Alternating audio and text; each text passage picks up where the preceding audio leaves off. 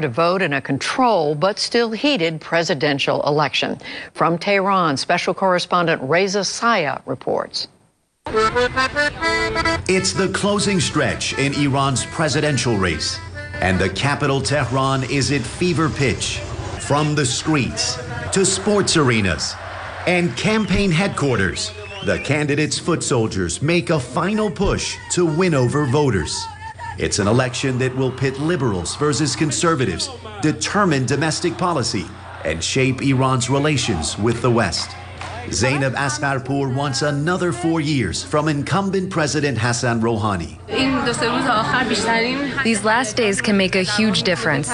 It's up to us to whip up excitement. If we do that, God willing, we'll have good results. Rouhani's government signed the historic nuclear deal with the U.S. and other world powers in 2015. The first agreement involving Washington and Tehran since Iran's 1979 revolution. The deal lifted international sanctions, giving Iran access to global markets.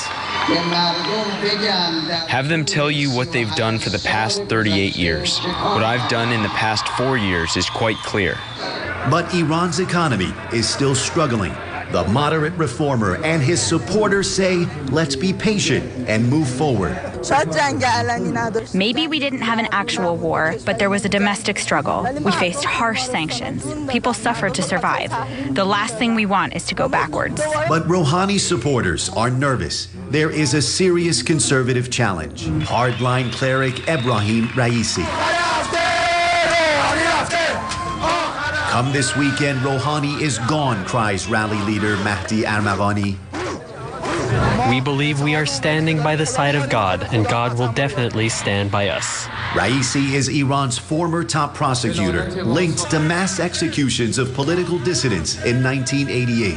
He's never been elected to office, but is backed by the clerical establishment, an important endorsement. Some say he's being groomed to succeed Iran's supreme leader, Ayatollah Ali Khamenei.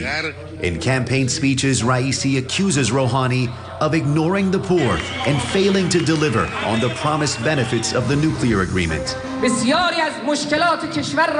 Most of our challenges can be solved with our nation's resources, our potential, strong leadership, our people's revolutionary values. At this Raisi rally, a film taunts President Rouhani, suggesting he sold out his revolutionary values to cozy up to Washington.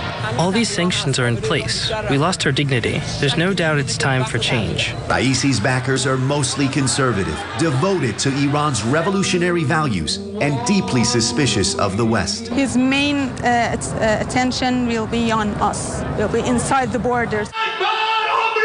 Some still chant death to America. Rouhani supporters want to silence those chants. They demand social and political reform and better relations with the West. They say a vote for Raisi is a return to isolation and confrontation. America is bad, but it's not all bad. If we keep fighting and beating ourselves up, nothing will ever get done. Tehran-based political analyst Mohammad Marandi says President Donald Trump's aggressive tone towards Iran, coupled with some U.S. sanctions still in effect, have put Rouhani's re-election in jeopardy. Just this week, the Trump administration imposed new sanctions against Iran over its ballistic missile program. They have not abided by their side of the bargain, and by doing so, they've hurt President Rouhani, his credibility.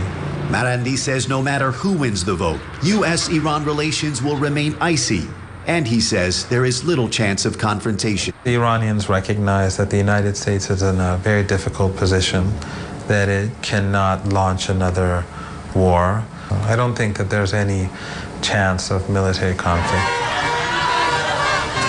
In northern Tehran this week, this has been a nightly ritual. People in cars, on foot, making a lot of noise for their favorite candidate. Maybe one of the most surprising aspects of this campaign is how tolerant security forces have been. People are able to gather, demonstrate, and chant slogans. Even slogans that were very taboo just 8 years ago. When an estimated 25,000 Rouhani supporters packed Tehran's main sports arena this week, the loudest cheers were for Mir Hossein Mousavi. the reformist candidate whose defeat in 2009 sparked mass protest by the Green Movement. The government crushed the protest, but the color green sits next to the Rouhani campaign's purple banners, still symbolizing the demand for democratic change. No matter who voters are supporting, their number one demand is for the next president to make life more affordable. I think that the important thing for Iranians right now is the state of the economy. 3 out of 10 young Iranians don't have jobs. Many can't afford to get married or buy a home. Rouhani wants more time to fix the economy. The lifting of international sanctions increased oil sales and curbed inflation. But the billions of dollars in foreign investment President Rouhani promised have yet to arrive.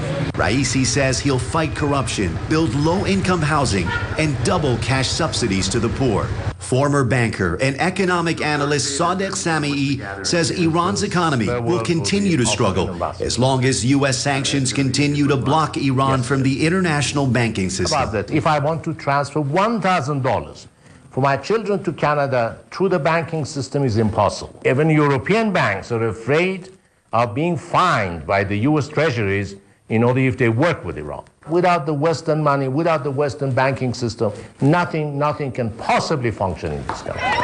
No incumbent president in Iran has failed to win a second term since the 1979 Islamic Revolution. Zainab Asgharpour and fellow Rouhani supporters roam Tehran streets, pleading for voters to keep that streak alive. For the PBS NewsHour, I'm Reza Sayah in Tehran.